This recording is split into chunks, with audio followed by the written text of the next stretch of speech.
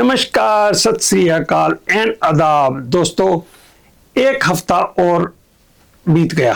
आज फ्राइडे है 24 अप्रैल। तो आज मार्केट क्लोज हो गई और अमेरिका की।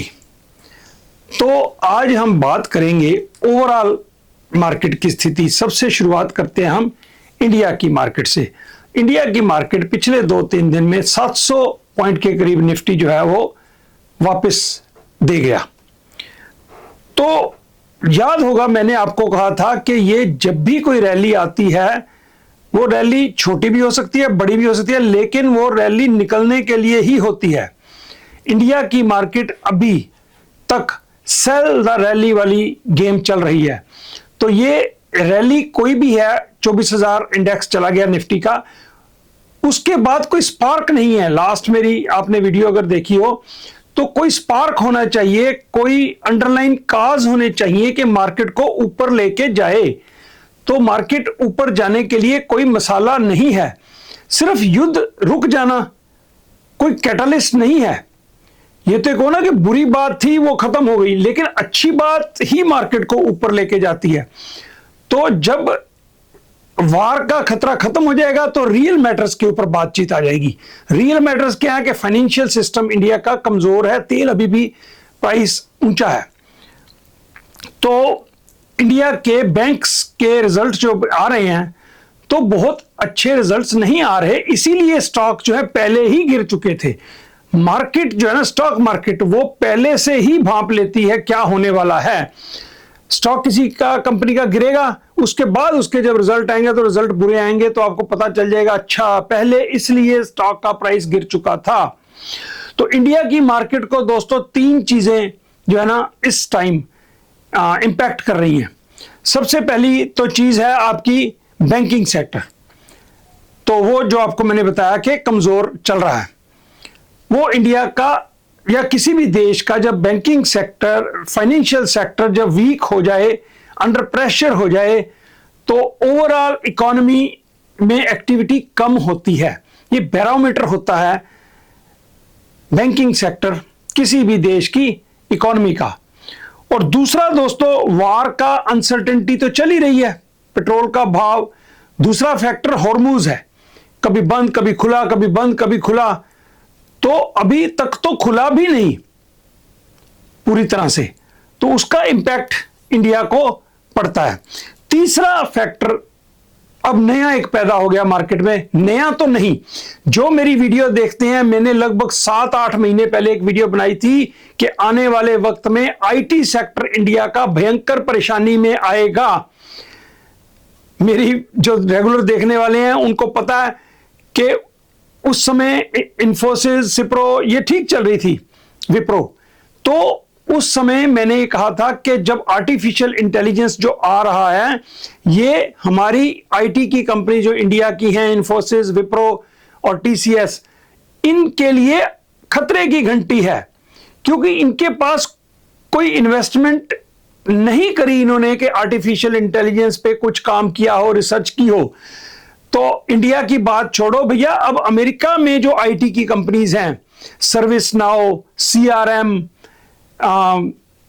एक वर्कडे, एडोबी, ये सारी कंपनियां स्लॉटर्ड हो चुकी हैं। आधे से भी नीचे इनके प्राइस रह चुके हैं।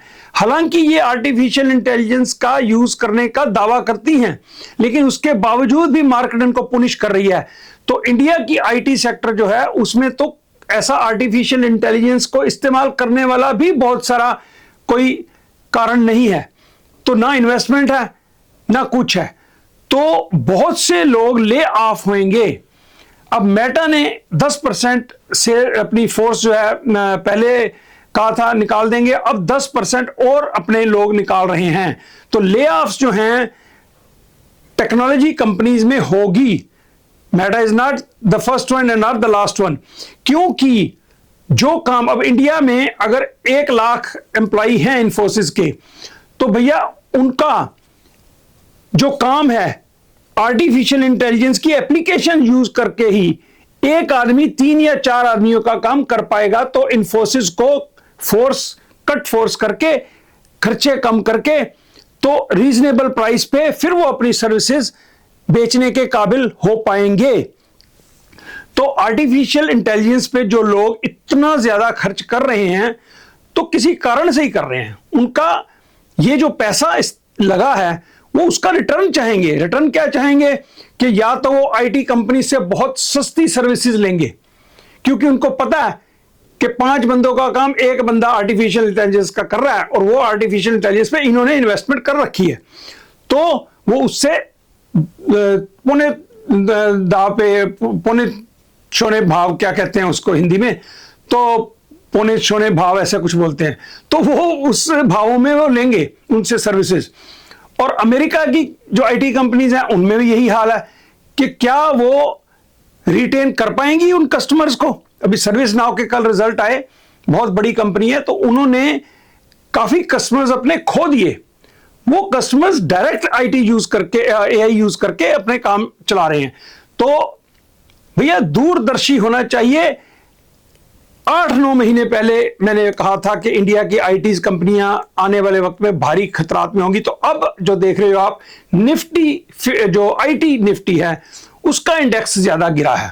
तो ये मत सोचो कि ये गिरा है, आप सस्ती हैं तो ले लें।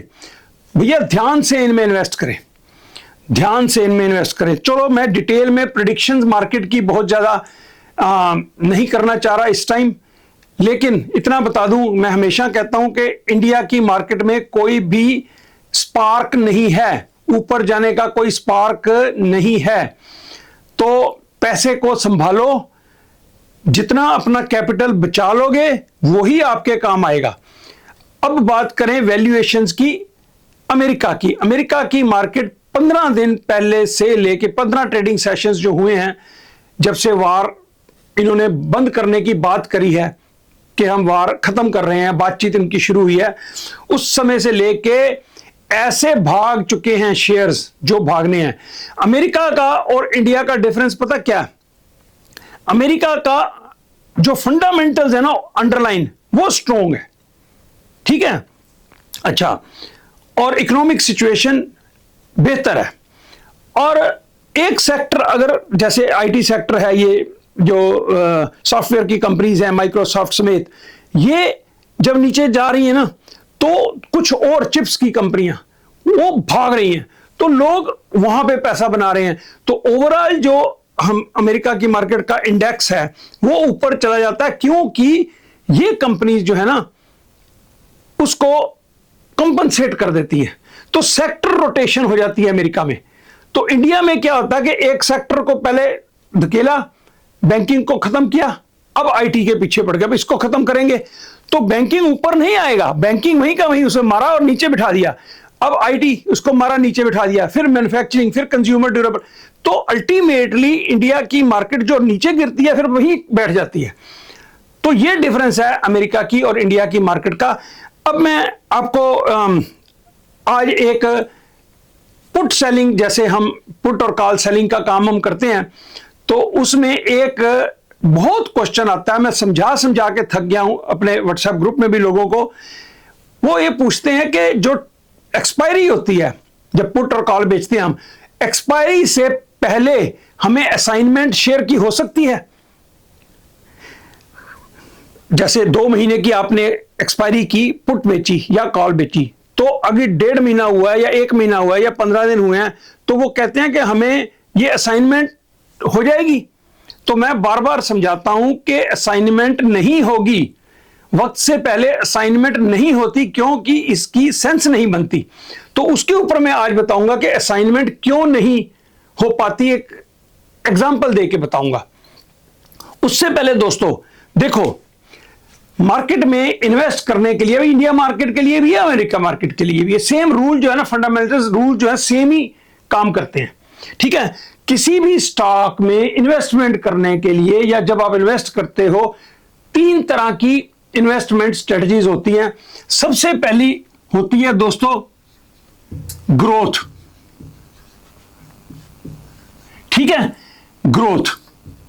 नंबर 2 होती है वैल्यू, ठीक है, मैं भी समझाता हूं इसको।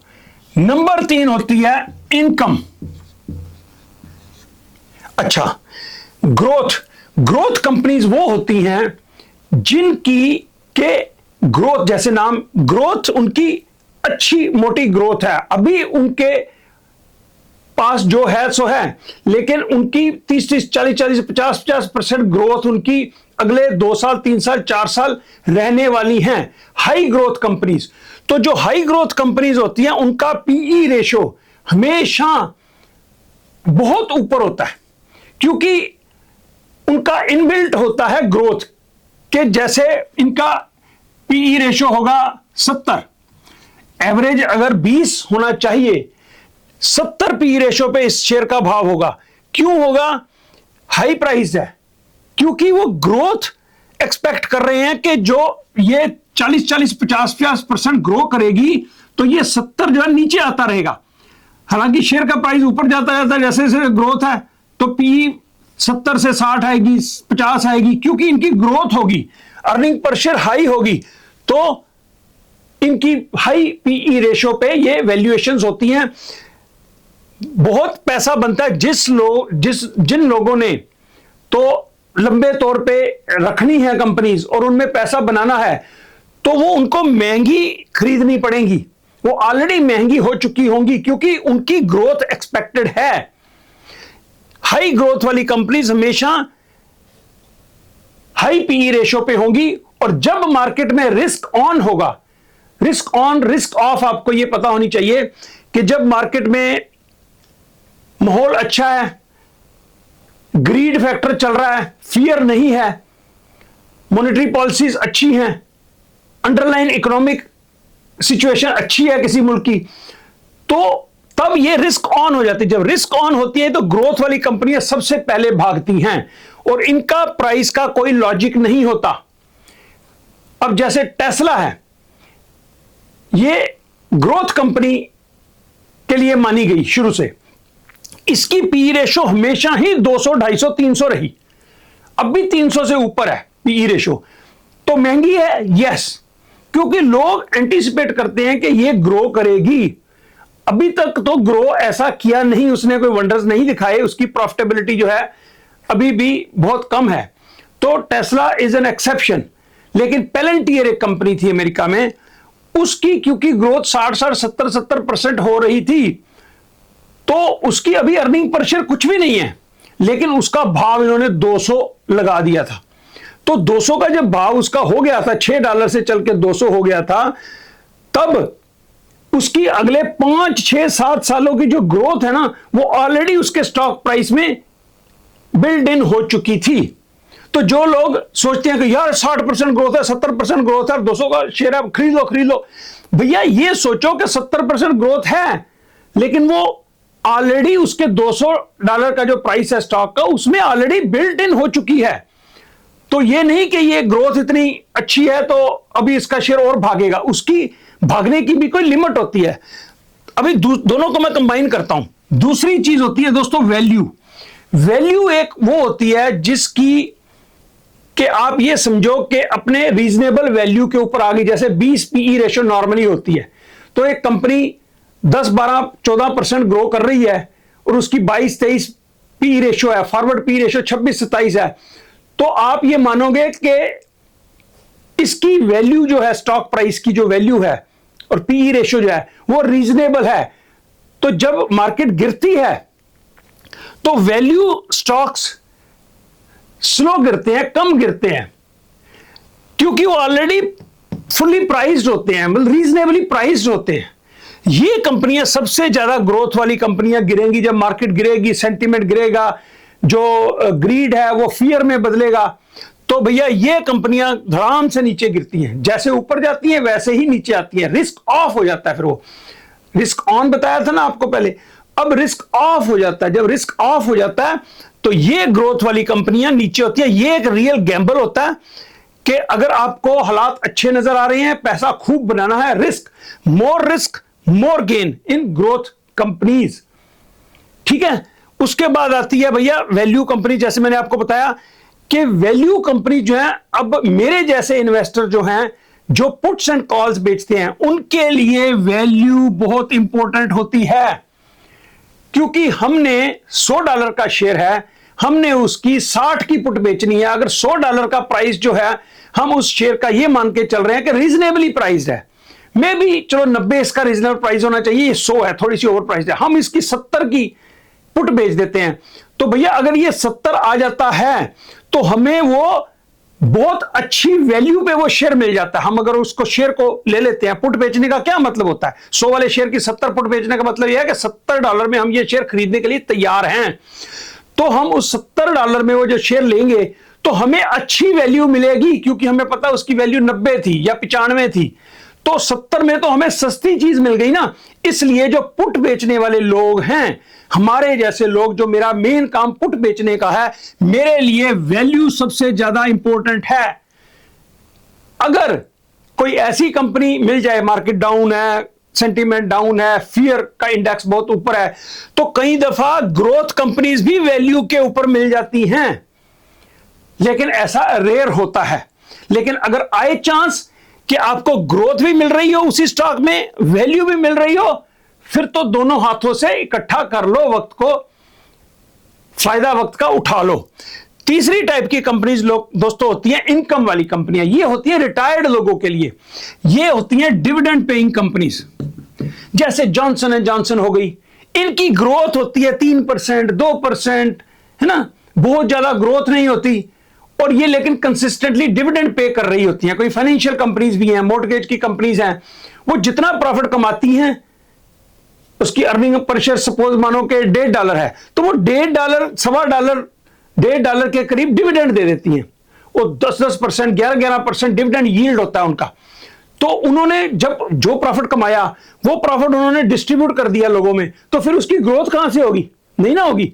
तो इसलिए ये कंपनियां ग्रो नहीं करती। लेकिन रिटायर्ड लोगों के लिए इनकम वाली कंपनी जो डिविडेंड रेगुलर देती हैं, वो नॉर्मली ये वैल्यू भी होती है। वैल्यू और इनकम वाली कंपनीज वैल्यू पे ही होती हैं, बल्कि ये बिलो वैल्यू होती है। जो डिविडेंड पेइंग कंपनीज होती है, इनकी पी रेशो 10-10 तक चलती है, इनकी पी रेशो 10 होगी।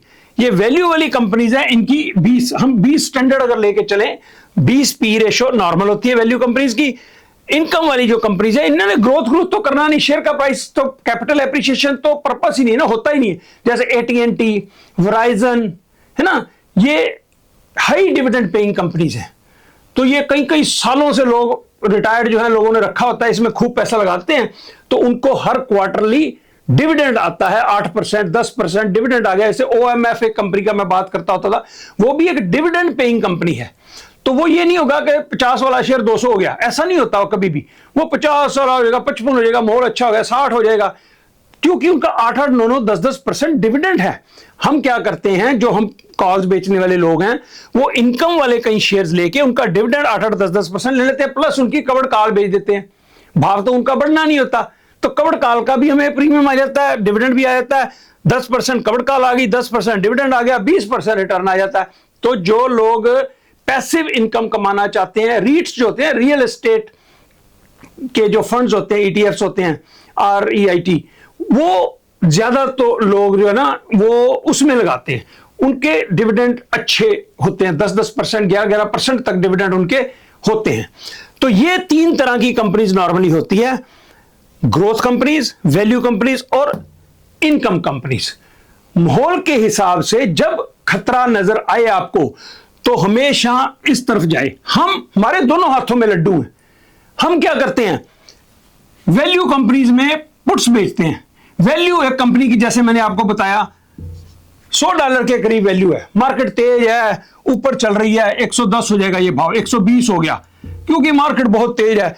हम तो भैया इसकी 80 की पुट बेच देते हैं ना, प्रीमियम खाते हैं। अगर ये शेयर 80 आ गया, तो हमें तो वैल्यू से भी नीचे ये शेयर मिल गया, हम ले सकते हैं शेयर, या इसको रोल ओवर कर सकते हैं, ठीक है ना। तो ये बात हुई 3 तरह के शेयर्स की। अच्छा, अब मैं जो टॉपिक आपको मैंने बताया था उसके बारे में आता हूं, कि जो हमने पुट्स बेच रखी होती हैं या कॉल्स बेच रखी होती हैं, तो मैं अभी आपको वो समझाता हूं। जैसे मित्रों, ये बड़े सिंपल तरीके से मैं समझाऊंगा कि असाइनमेंट, किसी शेयर की असाइनमेंट जब आपने पुट बेच रखी होती है, तो या कॉल भी बेच रखी होती है, लेकिन मैं पुट के बारे में अभी बताऊंगा। तो कॉल में भी ऐसे ही चलता है। आपको असाइनमेंट जो है नहीं होगी। क्यों नहीं होगी? जैसे शेयर का भाव है जी $100, शेयर का भाव है $100, आपने 60 की पुट बेच रखी है, ये हो गया आपका स्ट्राइक प्राइस, ये करंट मार्केट प्राइस, ये स्ट्राइक प्राइस, ठीक है ना। और ये टाइम पीरियड है, 3 मंथ्स ले लो, 2 महीने ले लो। अच्छा, मैं इसको अब एक सिंपल तरीके से समझाना चाहूंगा आपको, यह बताने के लिए कि क्यों असाइनमेंट वक्त से पहले नहीं होती। ठीक है, सिंपल एग्जांपल बताता हूं। आपने एक कार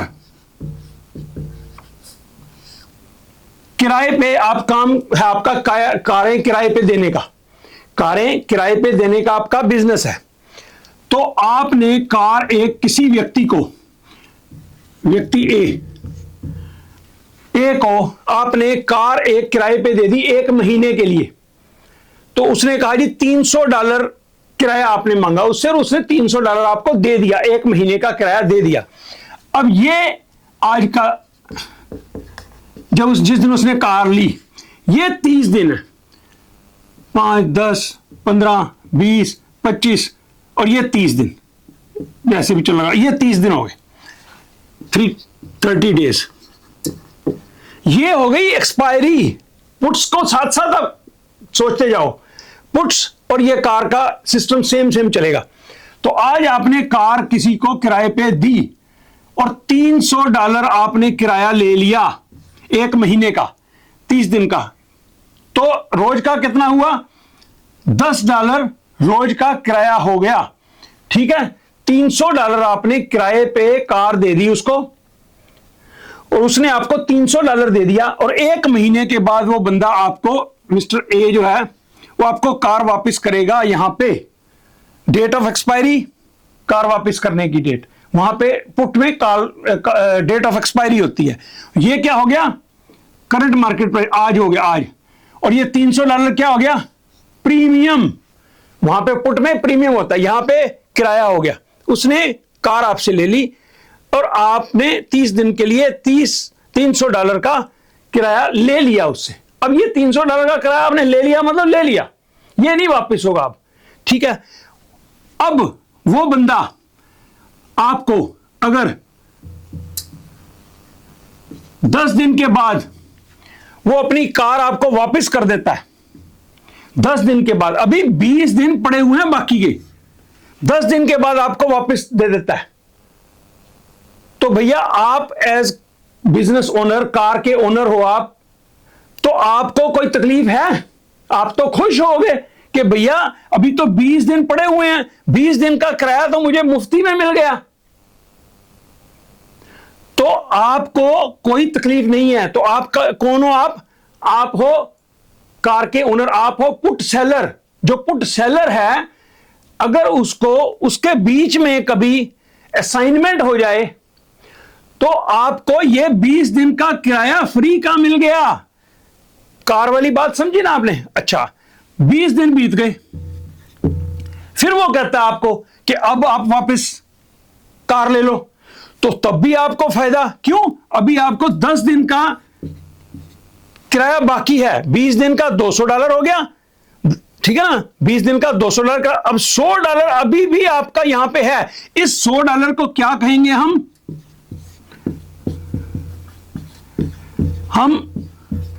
टाइम वैल्यू। जो 20 से लेके 30 दिन का जो 10 दिन है, ये टाइम वैल्यू है। 10 दिन के टाइम की वैल्यू क्या है? $100, क्योंकि $300 किराया था 30 दिन का, 20 दिन बीत गए, इसका मतलब $200 उसने इस्तेमाल कर लिया, अभी $100 बचा हुआ है। तो वो $100 क्या है? टाइम वैल्यू है। तो पुट में भी ऐसा ही होता है। $300 की आपने पुट बेची, तो भैया अगर 20 दिन के बाद वो आपको कहता है कि भाई लो खत्म करो सौदा, असाइन कर देता है, तो भैया 10 दिन का किराया आपको फ्री का मिल गया। टाइम वैल्यू उसमें $100 अभी पड़ी हुई है, तो आप $100 ले लो, आपको क्या दिक्कत है? तो वो मूर्ख नहीं है, कार वाला तो फिर भी हो सकता है कि कार वापस उसके कारण हो किसी के, यहां पे नहीं, वो आपको कभी वापस करेगा पहले कार, कभी भी यहां पे आपको असाइनमेंट नहीं करेगा, क्योंकि जब तक ये वैल्यू जिंदा है। अच्छा, यही बात हम आ जाते हैं, ये 25 दिन बीत गए, अभी 5 दिन पड़े हुए हैं, ठीक है, 5 दिन का मतलब हो गया $50, $10 रोज के है ना, तो 5 दिन में पड़े हुए हैं $50, तो टाइम वैल्यू क्या रह गई, $50। तो अगर यहां पे भी आपको वो असाइन कर देता है, जो 30 दिन का सौदा था 25 दिन में वो खत्म करता है, पैसे तो $300 पूरे ही दे रहा है ना आपको, तो आपको ये 5 दिन पहले ही पैसे वापस मिल गए, अपने पूरे $300 जो है आपको 25 दिन में मिल गए, तो आपको $50 का फायदा हुआ। क्या था $50? Time value. ठीक हो गया। अच्छा, अब यहां पे क्या होता है कि असाइनमेंट कब हो सकती है वक्त से पहले, ये 25, 26, 27, 28, 29वां दिन आ गया, या 28वां या 29वां दिन आ गया। अब यहां टाइम वैल्यू कितनी रह गई, टाइम वैल्यू 2 दिन, 1 दिन रह गया, 1 दिन मतलब $10 रह गए ना, $290 तो इस्तेमाल हो गए उसके, अब $10 रह गए उसके, तो हो सकता है वो कहे यार चल $10 ही है, सौदे को खत्म करो। हो सकता है 1 दिन पहले या 2 दिन पहले वो $10 की चिंता ना करे, क्लोज करना है अकाउंट को, खत्म करो, तो वो आपको कार वापस कर सकता है 1 दिन पहले कि चलो यार $10 ही है ना, कोई बात नहीं यार, क्या फर्क पड़ता, तो आपको बहुत बड़ा फर्क नहीं पड़ा। तो अगर बिल्कुल एक्सपायरी डेट के नजदीक आ जाता है, तब तो आपको वो असाइन कर सकता है 1 दिन पहले। लेकिन अगर ये 10 दिन, 5 दिन, 20 दिन पड़े हुआ, तो टाइम वैल्यू $100, $150, $50 है, सब्सटेंशियल, तो आपको वो असाइन नहीं करेगा। अगर हो जाता है असाइन आपको, तो you should be thankful because you made extra $50। $300 बनाने थे आपने 30 दिन में, आपने 25 दिनों में बना लिए, तो बाकी के जो $50 आपने एक्स्ट्रा बना लिए। आप दोबारा इस कार को, अब जैसे किसी ने 20 दिन में वापस कर दी कार, आपको 10 दिन बच गए आपके, तो ये 10 दिन के लिए आप यही कार दोबारा से किराए पे दे दोगे ना, तो उसका आपको $100 एक्स्ट्रा आ जाएगा, वो टाइम वैल्यू है। तो इसलिए दोस्तों, इससे सिंपल ज्यादा कोई तरीका नहीं हो सकता समझाने का। कभी भी आपको असाइनमेंट जो है ना वक्त से पहले नहीं होगी, क्योंकि उसमें टाइम वैल्यू होती है। अगर आपको वक्त से पहले असाइन कोई कर दे, तो आपको फायदा होगा उसमें। तो स्टॉक मार्केट में मूर्ख नहीं बैठे हुए, उनके पास भी मैथमेटिक्स, कैलकुलेटर सब होते हैं। वो क्यों कर आपको वो वक्त से पहले क्यों कर वो आपके साथ सौदा क्लियर कर देंगे? नहीं करेंगे, क्योंकि उनको भी पता है कि इसमें वैल्यू है।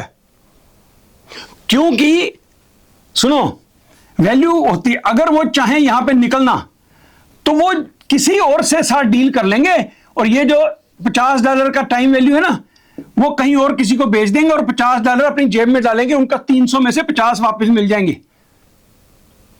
समझे ना, आपको नहीं वो देंगे, तो आपका सौदा वहीं का वहीं खड़ा रहेगा लास्ट मोमेंट पे आके, क्योंकि टाइम वैल्यू 0 हो जाती है। इसलिए आपको अगर इन द मनी है तो असाइन हो सकता है। तो ये आपको बात समझ आनी चाहिए कि वक्त से पहले असाइनमेंट नहीं हुआ करती। तो मैं आज पुट्स के ऊपर दोबारा से क्लैरिफाई करना चाहता था, एक वीडियो और बनाना चाहता था कि पुट्स कैसे बेची जाती हैं, उनका क्या सिलसिला होता है, हाउ इट वर्क्स। लेकिन क्योंकि ये वीडियो काफी लंबी हो चुकी है, तो मैं फिर दूसरी वीडियो बनाऊंगा जिसमें आपको मैं पुट्स के बारे में, बहुत सी वीडियो वैसे मैंने पहले बना रखी है, लोग पहले देखते नहीं ना, जाके यूट्यूब पे चैनल पे पीछे जाके भी देख लें।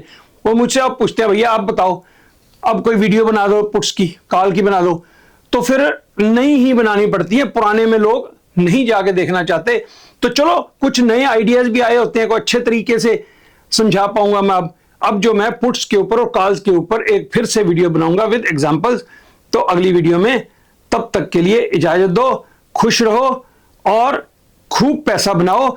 अमेरिका की मार्केट के बारे में जाते जाते एक वार्निंग दे दूं भैया, ये जो कहा गया ग्रोथ सेक्टर ऊपर था ना, ग्रोथ सेक्टर क्रेजी हो चुका है।